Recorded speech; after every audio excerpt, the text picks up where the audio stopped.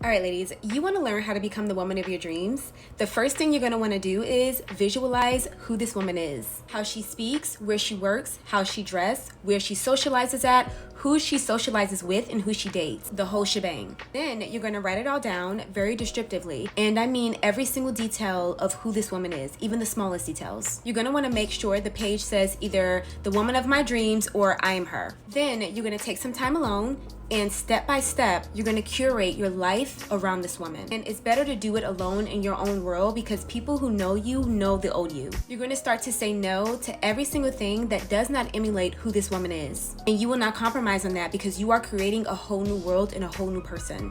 You're going to tweak your personality, your wardrobe, your hair. You're going to start to create an exit plan for your current job, and you're going to start looking for new jobs that now represents who this woman is. You will also start to socialize at the places that she would typically socialize at and start to make new friends and make new connections with people. You're going to move to a new neighborhood that may not be exactly where you want to go if you can't get in right now, but it's going to be close enough. And you're going to start to create new habits. And that is how you're going to slowly but surely become the woman of your dreams.